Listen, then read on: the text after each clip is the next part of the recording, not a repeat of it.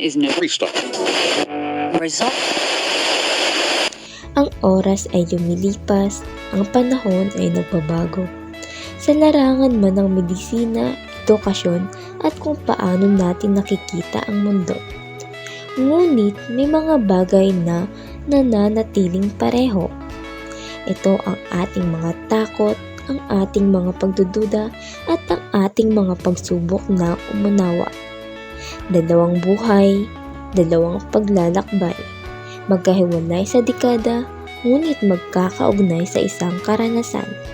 Ating tunghayan ang kwento ni Manuel at Julian. Ayan na, malapit na. Ituloy mo lang, Martes.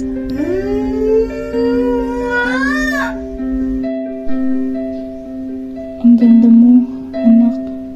Berting, tignan mo siya. Napakaliit niya at napakaganda. Parang anghel. Anong nais mong ngalan, mahal ko? Manuela. Manuela ang anghel ko. Inilang si Manuel noong 1925 sa isang maliit na baryo sa Maynila. Ang kanyang iyak bilang isang sanggol ay umaalingaw sa kubo ng nipa at tumatagal ng ilang oras.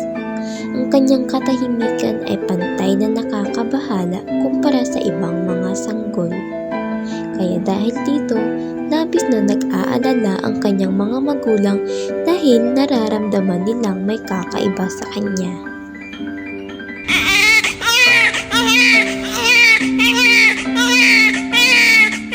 Halos mag-iisang oras na siyang umiyak, Berting. Iba siya, mahal ko. Bakit sinasabi ng iba, bingi siya? Pero ako? Hindi ko alam. Basta ang alam ko, anak ko siya. At para sa akin, walang mali sa kanya. Manalangin tayo, Marites. Manalangin lamang tayo. Lumipas ang mga taon, may isang pediatrician na galing sa United States ang nakapansin kay Manuel nang siya ay 10 taong gulang. Nakita niya si Manuel sa bakuran ng kanilang bahay na tahimik habang ang ibang mga bata sa labas ay maingay na naglalaro. Po, ano pong kailangan nila? Mukhang doktor ito. Ayon sa kanyang suot. Ano kaya ang sadya niya dito? Good day, sir. Are you the guardian of the child who was playing in your backyard? Yes, Doc. Is there a problem? I noticed your daughter earlier, and I observed that she does not usually interact with other children, which is, I think it's not normal. Ganyan ho talaga ang anak ko, Doc. Mailap sa mga bata. I would like to suggest that you can bring your daughter to the nearby clinic where I am currently assigned for, proper observation and further medical evaluation. If you like, sir. Sige po, Doc. Pupunta po kami.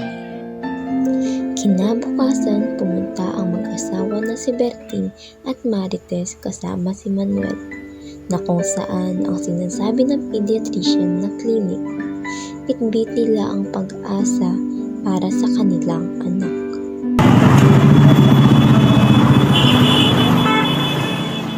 Ito na ba yun, Berting? Siguro nga. Tara't pumasok. Tara na, Manuela. Good day, Mr. and Mrs. I'm glad that you accept my invitation to come and visit here. No problem, Doc. So, let's start? Baka talaga may sakit siya, Berting. Natatakot ako. Walang sakit si Manuela Marites. Sadyang mabagal lang ang kanyang paglaki. Based on the test we conducted, I'm sorry to say that Manuel has an intellectual disability, which explains her slower developmental progress. Ano? Mali ata ang result niyo, Doc. Pinagluloko niya ata kami. Walang sakit ang anak namin. Tara na, Marites. Walang kwenta ang pagpunta natin dito. Berting, teka. I am sorry, Mr. and Mrs. Berting. I sincerely hope that you and Manuela find understanding and peace in time. Lumipas ang mga araw. Araw ng Sabado, noong bumisita ang dalawang tiya ni Manuel kasama ang mga anak nito sa bahay nila. Napansin nila ang kaibahan ni Manuel sa ibang mga bata at inaakala nila na siya ay bingi, kaya nagsimula silang magbulong-bulungan. Manuela, laro tayo tago-taguan. Hoy, Manuela, ang lakas na ng sigaw namin, oh. Bingi ka ba? Sabi mo laro tayo ng tagu-taguan. Hindi ko alam. Laro. Ayaw ko laro. Anong sabi mo? Hindi mo maintindihan? Baka bingi ka talaga. Bingi. Ay na, Manuela. Laro tayo. Ikaw taya. Ayaw ko.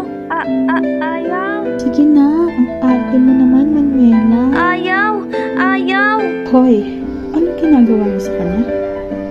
Manuela, anak, okay ka lang ba? Naya lang po namin siya, Tia. Manuela, anak, shh. Manuela, anak, shh. Kaya umiyak. Nandito na si Mama. Ha? Marites, bakit ba ganun ang anak mo? Baka may kulang o ano pa?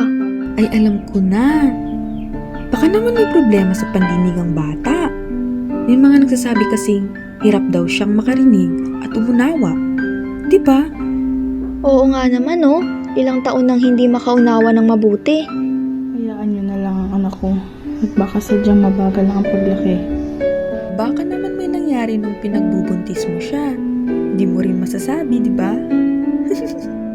Alam mo Marites, may kakilala kong albularyo.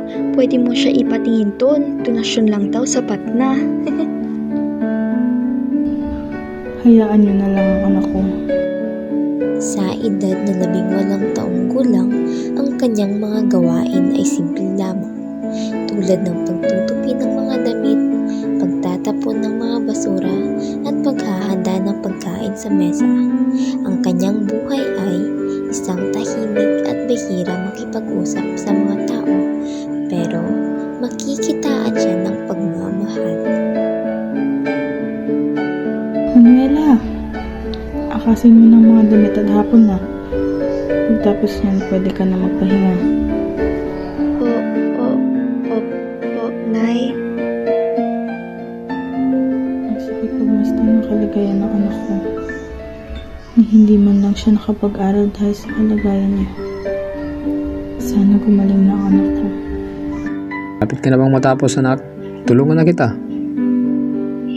Hindi na po, Tay. O siya, bilisan mo dyan at ihanda mo na ang higaan at makapagpahinga tayo ng maaga. Opo, Tay. Sa aking kondisyon ni hindi ko man lang maranasan maging normal. Hindi nakapag-aral at makikihalubilo sa iba. Sana katulad ako ng iba. Bakit ako ganito? Gusto ko rin sanang pumunta sa paaralan. Gusto ko rin makipag-usap sa iba ng maayos. Ngayon, maglakbay naman tayo sa taong 2001, ang taon kung kailan isinilang si Julian.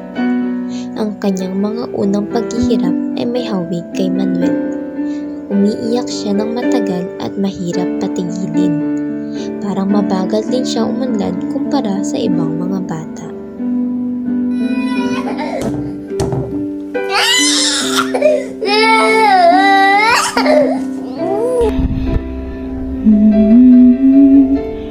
Juliana, anak, shh.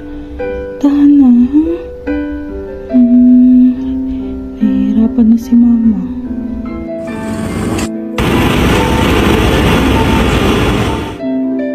Aling Marta, mukhang may kakaiba kay Juliana.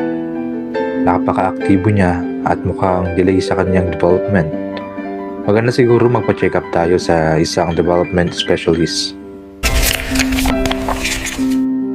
Nang si Julian ay mag-4 na taong gulang na, dinala siya ni Aling Marta sa isang therapist. Doon, natutunan nila na kailangan ng espesyal na paraan para turuan at tulungan si Julian. Magaling, Julian. Unti-unti na nating napapaunlad ang iyong mga kakayahan. Sige lang, anak. Sobrang galing mo. during ang consultation po ni Julian, maaaring mas bumuti pa ang lagay niya Aling Marta, ay suggested po na pwede niyo po siya ipasok sa SPED school. Maaaring mas bumuti din po ang lagay niya doon. Dahil syempre, kailangan niya din po makihalubilo sa iba pang mga bata na katulad niya. Paaralan?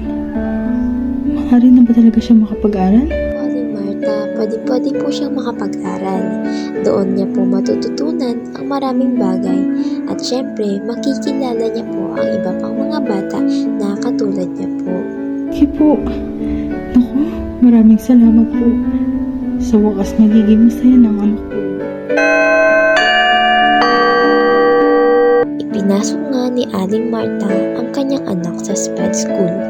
Halos lahat ng classmates ni Julian ay kailangan ng development at ang kanyang guro na si Teacher Jan ay matyaga niya tinuturuan ang mga bata. Kasama na doon si Julian.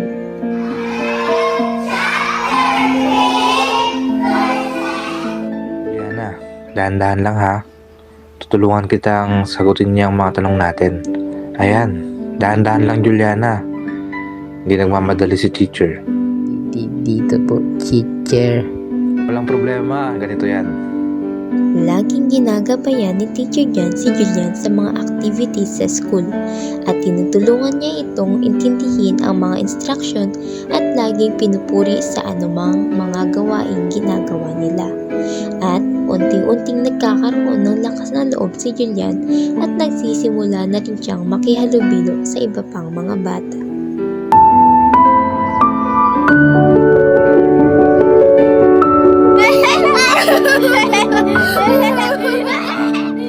Juliana, sabay tayo kumain mamaya ha. Sige, gusto ko yun. Juliana, laro tayo mamaya pagkatapos ng klase. Sige.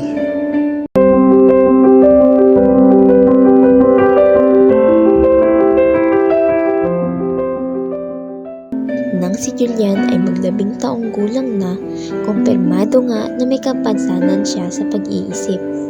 Kahit na nagsusumikap siya ng husto, minsan ay napapagod siya at nawawalan ng lakas ng loob. Bakit ba ang hirap ng lahat? Gusto ko rin maging katulad ng ibang bata sa labas ng paaralan. Anak, huwag kang mawawalan ng pag-asa. Nandito lang si Mama para suportahan ka sa lahat man ng gusto mo.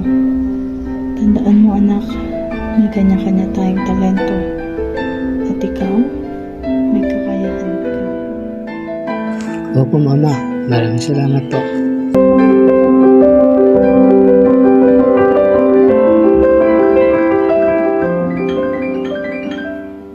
Lumipas ang taon at nasa hustong gulang na si Julian. Nais niyang bumalik sa pag-aaral at siya ay nag-enroll sa isang school na kung saan ay mas maaari pang ma-develop ang kanyang functional skills. At ang kanyang school na pinapasukan ay nakikita ang abilidad ni Julian kaya nag-suggest sila na maaaring mag-apply si Julian sa isang maliit na cafe na kung saan ay mas mapapaunlad ang kanyang mga kakayahan.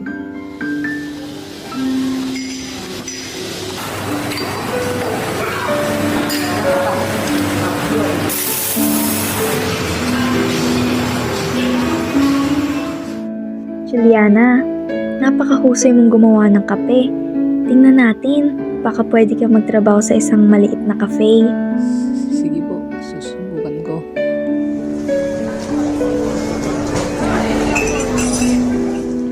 Salamat, Juliana. Ang sarap ng kape. Maraming salamat. Babalik kayo sunod. Ingat po. Ang kwento ni na Manuel at Julian ay nagpapakita ng dalawang magkaibang panahon. Ngunit si Manuel ay nabubuhay sa panahong walang sapat na alam at suporta para sa mga tulad niya. Samantalang si Julian ay nabigyan ng pagkakataong ipakita ang kanyang mga kakayahan dahil sa suporta ng pamilya, guro at komunidad. Ang kwento ni Julian ay isang napakalaking inspirasyon para sa mga batang katulad niya. At kahit iba-iba ang ating pinagdadaanan, may pag-asa pa rin para sa lahat. Ang kwento nila ay pinakita na ang bawat isa ay may halaga at kakayahan. Kailangan lamang natin ng tamang pagkakataon at tamang panahon at tamang pag-aalaga. At dito nagtatapos ang ating kwento. Maraming salamat.